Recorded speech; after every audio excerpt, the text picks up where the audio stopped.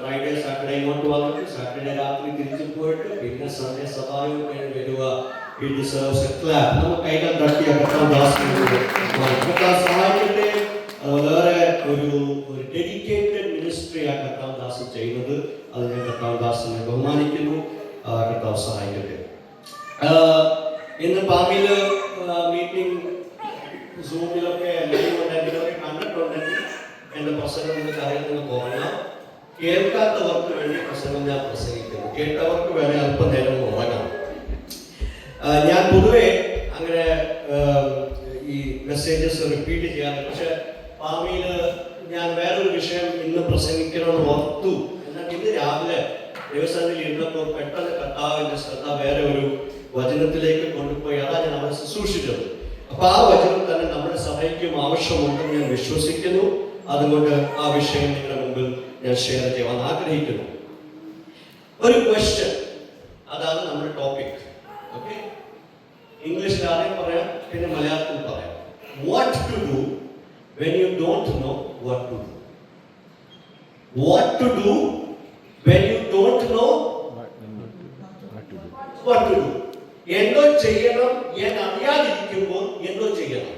അതാണ് നമ്മുടെ പ്രസംഗത്തിന്റെ ടോപ്പിക്. അങ്ങനെ വചനമുണ്ട്. 2 Chronicles, 2 അറിയത്തില്ല, 2 Chronicles chapter 20 അതിന്റെ 12ാമത്തെ വാക്യം വായിച്ച് സഹായിക്കണം. നമ്മുടെ ബൈബിൾ വായിക്കുന്ന സൗകര്യങ്ങളില്ല, എന്നാലും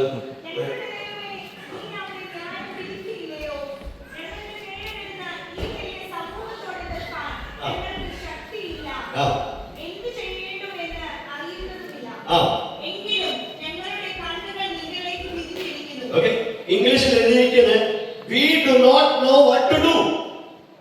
ഞങ്ങൾ എന്തോ ചെയ്യണമെന്ന് ഞങ്ങൾക്ക് അറിയത്തില്ല. അപ്പൊ എന്തോ ചെയ്യാൻ പറ്റും?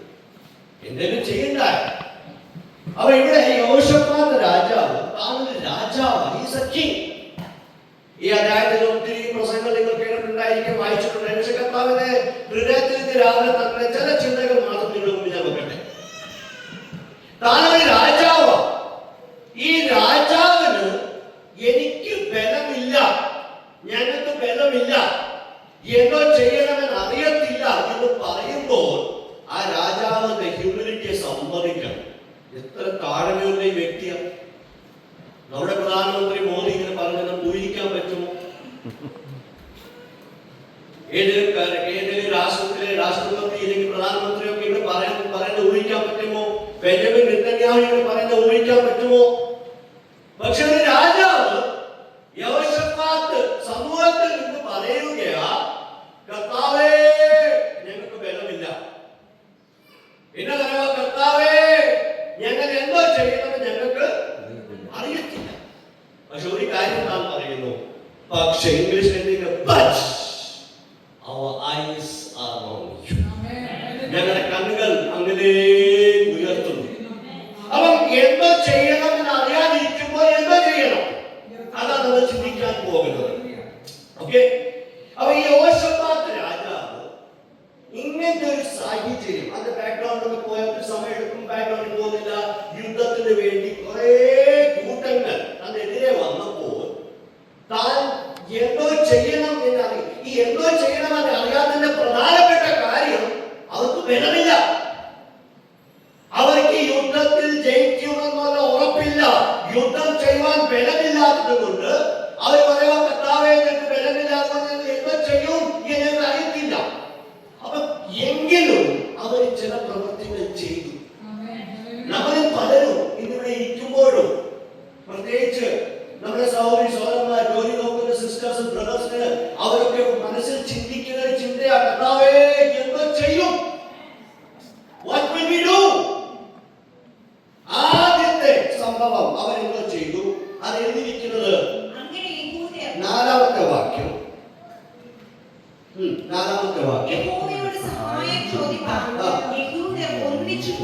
യഹോവയോട് സഹായം ചോദിക്കുവാൻ യഹൂദ്യർ ഒന്നിച്ചു കൂടി. 5ാം വാക്യം, പുതിയ പ്രാകാരത്തിന്റെ മുൻപിൽ യഹൂദയുടെയും യെരൂശലേമിന്റെയും സഭാമധ്യേ നിന്നുകൊണ്ട്. ഓക്കേ, മതി. അപ്പം എന്തോ ചെയ്യണം എന്നറിയാതിരിക്കുമ്പോൾ ദൈവമക്കൾ ചെയ്യേണ്ട ആദ്യത്തെ കാര്യം ഒരുമിച്ച് കൂടണം. Gather together. ഒരു ഭവനത്തിൽ ഒരു വിഷയം വന്നാൽ, ഒരു കുടുംബത്തിൽ ഒരു വിഷയം വന്നാൽ, കർത്താവേ എന്തോ ചെയ്യും എന്ന് ചിന്തിക്കുമ്പോൾ കുടുംബമായി ഒരുമിച്ച് കൂടണം, ഒരുമിച്ച് ഇരിക്കണം, സഭയായി ഒരുമിച്ച് ഇരിക്കണം, സമൂഹമായി ഒരുമിച്ചിരിക്കണം. ഒരു വാക്യം പെട്ടെന്ന് വായിക്കാം. ഇബ്രാനിയർ അതിന്റെ 10-ാം അധ്യായം 25-ാം വാക്യം. Hebrews 10:25. ഇബ്രാനിയർ 10:25. സ്നേഹത്തെ ചിലർ ചെയ്യുന്നത് പോലെ നമ്മുടെ സഭായോഗങ്ങളെ, നമ്മുടെ സഭായോഗം, ആ വാക്യം ശ്രദ്ധിക്കാൻ വേണ്ടി മാത്രം വായിച്ചത്, നമ്മുടെ സഭായോഗം ഉപേക്ഷിക്കാതെ. അപ്പം എന്തോ ചെയ്യണം എന്ന് അറിയാതിരിക്കുമ്പോൾ നമ്മൾ ചെയ്യേണ്ട ആദ്യത്തെ കാര്യം ഒരുമിച്ച് കൂടണം. എന്തിനാ ഒരുമിച്ച് കൂടുന്നത് അറിയാമോ? ബൈബിളിൽ ഒരു വാക്യമുണ്ട്, ദൈവത്തിന്റെ നാമത്തിൽ എവിടെയെങ്കിലും 2 or 3 പേര് കൂടിയാൽ അവരുടെ മധ്യത്തിൽ കർത്താവുണ്ട്. എന്തിനാ ഒരുമിച്ച് കൂടുതൽ അറിയാമോ? ഒറ്റയ്ക്ക് ചില യുദ്ധങ്ങൾ ജയിക്കുവാൻ ബുദ്ധിമുട്ടാണ്. അങ്ങനെ വരുമ്പോൾ ഒന്നിച്ച് കൂടണം. എന്തിനാ ഒരുമിച്ച് കൂടുതൽ അറിയാമോ? നമ്മൾ ശ്രദ്ധിച്ചാൽ ഒരു സിംഹത്തിന്റെ മുമ്പിൽ ഒരു പ്രേ അല്ലെങ്കിൽ ഒരു ഇര ഒറ്റയ്ക്കുണ്ടെങ്കിൽ ആ സിംഹത്തിന് അതിനെ പിടിക്കാൻ ഈസിയാ. പക്ഷെ ഒരു ഗ്രൂപ്പിലാണെങ്കിൽ പിടിക്കാൻ പാടാ. അതുകൊണ്ട് ഒരുമിച്ച് കൂടണം. ദൈവമക്കളെ, നമുക്ക് എന്തോ ചെയ്യണമെന്ന് അറിയാതിരിക്കുമ്പോൾ ദൈവാത്മാവിന്റെ നിയോഗത്തിൽ യോശഫാത്തിന്റെ ജീവിതത്തിൽ കൂടെ നാം വിളിച്ചു പറയട്ടെ, എന്തോ ചെയ്യണം കർത്താവേ, കുടുംബമായി വിഷയങ്ങൾ പരിഹരിക്കാൻ പറ്റുന്നില്ല എന്ന് ചിന്തിക്കുമ്പോൾ ദൈവത്തിന്റെ കൃപയാൽ നമുക്ക് കൂടാൻ ഒരു ഇടം കർത്താവ് നൽകിയിട്ടുണ്ട്. ദൈവത്തിന്റെ കൃപയാൽ നമുക്ക് കൂടാൻ കർത്താവ് ഒരു സഭ നൽകിയിട്ടുണ്ട്, ഒരു കൂട്ടത്തെ നൽകിയിട്ടുണ്ട്. ആ കർത്താവിന്റെ കൃപയെ ആശ്രയിച്ച് നമ്മൾ ഒരുമിച്ച് കൂടണം. എത്രയോ സ്ഥലങ്ങളിൽ ആൾക്കാർ ഒറ്റയ്ക്ക് പ്രാർത്ഥിക്കും, സഭയില്ല. ബീഹാറിലൊക്കെ ഞാൻ പോയിട്ടുണ്ട്. മരത്തിന്റെ കീഴിൽ ഇരുന്ന് 2 പേര് പ്രാർത്ഥിക്കും, വരാനില്ല. നമ്മൾ കൃപയാ ഈ ന്യൂ പ്രിമിത്തിൽ കർത്താവ് കൂടാൻ ഒരു സ്ഥലം തന്നെ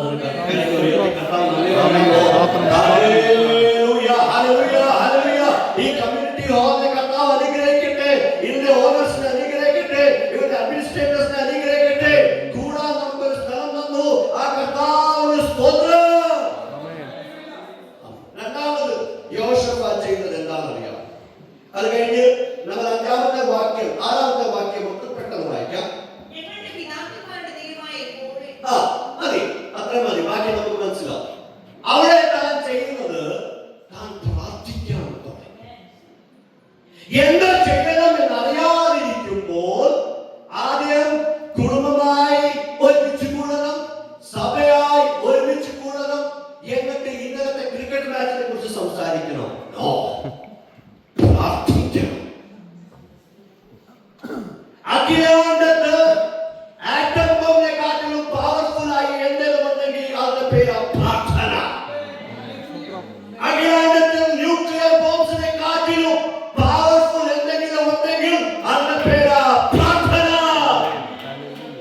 അപ്പം ഒരുമിച്ച് കൂടുമ്പോൾ പ്രാർത്ഥിക്കണം. പ്രാർത്ഥന 3 ടൈപ്പ് പ്രേയർ ഉണ്ട് ബൈബിളിന്റെ അടിസ്ഥാനത്തിൽ. അതെ, 1 കൊരിന്ത്യർ എഫേസ്യർ 6-ാം അധ്യായം 18-ാം വാക്യം. Ephesians 6:18.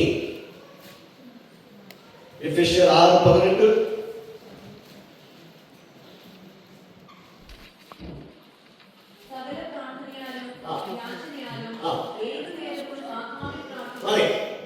ഏത് നേരത്തും എങ്ങനെ പ്രാർത്ഥിക്കണം? ആത്മാവിൽ പ്രാർത്ഥിക്കണം. മതി. ഇനി നിങ്ങൾ ശ്രദ്ധിക്കണം, ഞാൻ ചില കാര്യങ്ങൾ എക്സ്പ്ലെയിൻ ചെയ്യാം. 1 കൊരിന്ത്യർ 3-ാം അധ്യായം 16-ാം വാക്യത്തിൽ എഴുതിയിരിക്കുന്നു, നിങ്ങൾ ദൈവത്തിന്റെ മന്ദിരമാകുന്നു എന്നും ദൈവത്തിന്റെ ആത്മാവ് നിങ്ങൾ വസിക്കുന്നു എന്നും നിങ്ങൾ അറിയുന്നില്ലയോ? Knowing not that you are the temple of the living God and that the Spirit of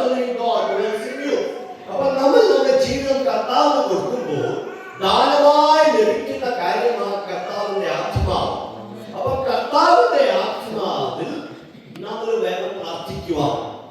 okay, ഇനി എങ്ങനെ പ്രാർത്ഥിക്കണം? പ്രാർത്ഥിക്കുന്ന 3 രീതികൾ പെട്ടെന്ന്. 1 കൊരിന്ത്യർ 14-15 ഈ വാക്യം മനസ്സിലോർത്തുകൊണ്ട് നമുക്ക് ഈ വാക്യം വായിക്കാം. 1 കൊരിന്ത്യർ 14-15 1 Corinthians chapter 14 verse 15. ആകയാൽ